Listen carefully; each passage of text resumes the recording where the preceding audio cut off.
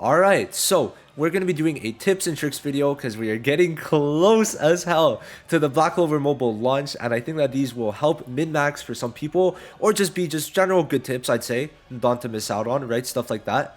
So we're going to go over like 5 basically, and we're just going to go through that. Getting very excited for the launch, so I thought, why not make a video that should help. The information should stay relatively the same. Now, the things I'm doing is more so systems in the game that like you could kind of like not abuse, but like kind of like take advantage of, right?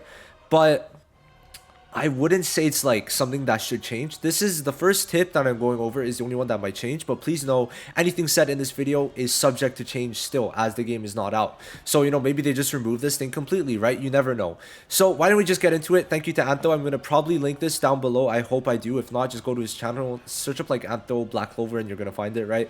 So first off, we're going to talk about the exchange shop. There are some different exchange shops and you're going to be able to see them here, but I just wanted to talk about this one mainly because I found this out during the beta that basically the SSR Mage XP potions, this is probably the most important tab because first you got daily stamina, which I think is pretty useful, and then you got SSR Mage XP potions. Now you're gonna see here on the stamina it says daily purchases 5 out of 5. It does not say that for the XP potions. And when you go on it, it's gonna give you 5. Now you could even use the wild card ones, as I call them, or like the I don't know, I just call them wild cards usually, but basically you're gonna be able to select one dupe of a rare unit for 5 of these. Now I do not think at all that you should sacrifice every single one.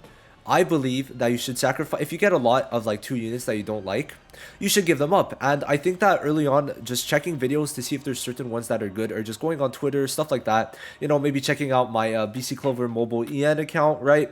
Doing stuff like that to see if there's good rares to make sure you don't use them up is good, because this actually gives a lot of XP early on.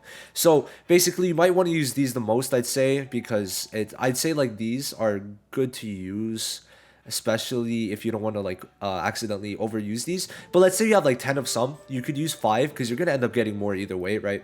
So I definitely think getting these is really good because as you see, if we go later on, because of that, Antho was able to level up his unit. So he had 65 and he could just max it out, right? And then boom, all his units were good, and then this was his first UR. Let's go, right? Isn't that sick? So like I think that definitely getting those XP potions, if they are still in the game and still like unlimited is gonna be good.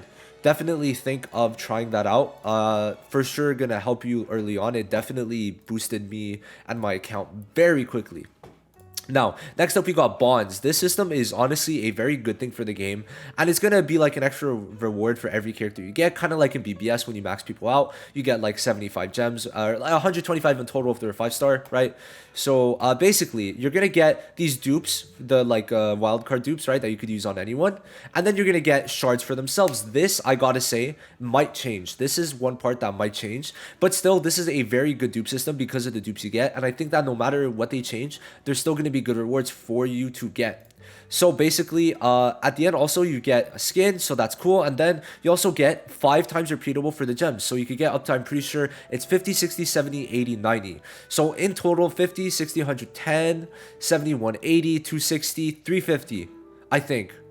Yeah, 350. So you get 350 per character. This might change, go up or down. Of course, I keep on mentioning this because like I have to make sure that you guys know, right? And if I don't mention it, I might mess you guys up. But 350 total per character is good. So what you're going to want to do is, if you are able to and you're on PC, you're going to leave it on overnight with stamina. You're going to use all your stamina on stages. As of right now, there's not really like a certain stage you're gonna do, but like mainly just like those level up stages or stuff, you're gonna do those repeatedly, and then this is gonna increase your bond because every time you use the character it brings the bond up, and you have a certain amount of XP to get through. So that definitely a video for later, but I think that you guys are gonna want to like leave this running while you're like sleeping or while you're away from your computer. Just get rid of the stamina, get your bond up, and just get free gems, right? Because like once you get to the end, 350 per character is very sweet. That's literally almost 3 singles per character.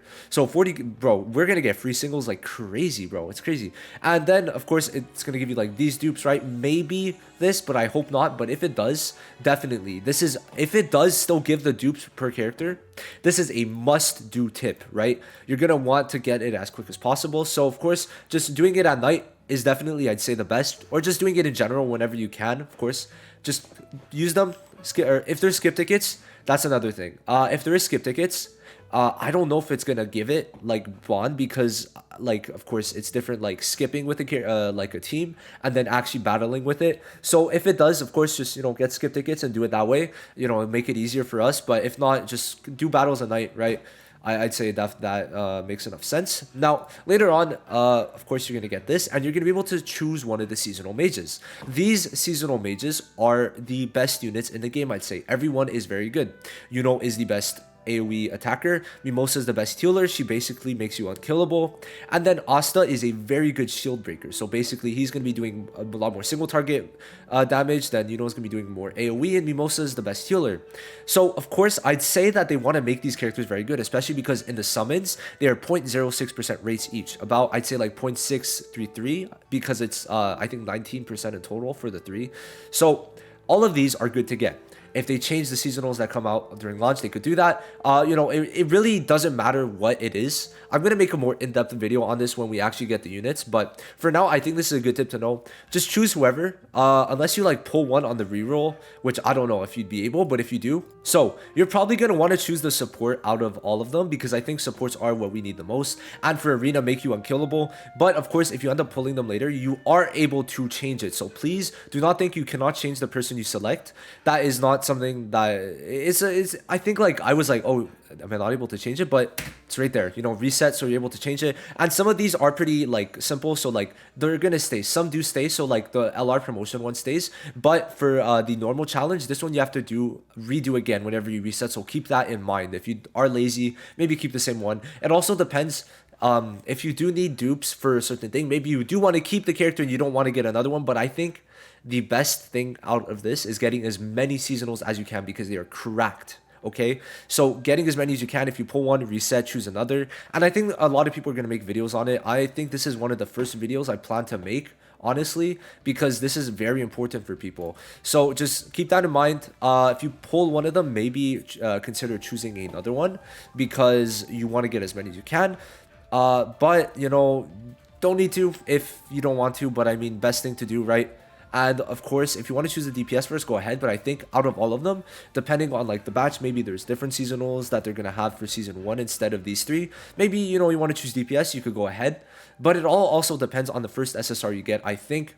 Because if you get like a support SSR, thing is, there's not many. So I think unless they have support SSRs on launch, or healers, I should say, more specifically, then just go for the support / healer here, right? I think that's the best thing to do, in my opinion.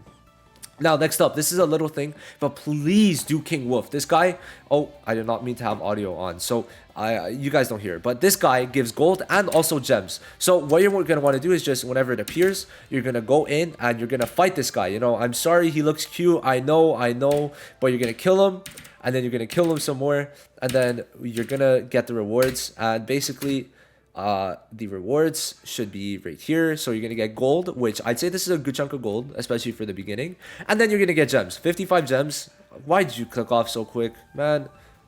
You're going to get 55 gems. So, pretty good. And like, it's a free thing, right? It's just random. So you should do it every single time it's out.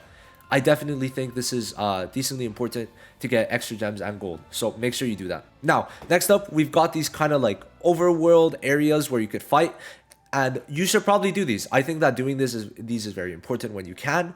And each one of these gives you 360. So I think there's like 2 to 3 per world. And I think now we should be up to like 5 to 10 worlds, I'd say. Maybe less, but like, from what I saw, we should like, I'm gonna guess we have at least 5. So each one of these gives you 360 total. There's 3 stages. Each stage gives you 120, and then you get affinity things, if I remember correctly, with some food. So definitely make sure you do all of these for extra gems. It is a very good way to get gems, and you're gonna see them pretty clearly on the map. They're gonna probably make you do one, and it's very nice just getting a single for doing one stage, right? So make sure you do that. Now next up, just follow me, guys. Subscribe to me.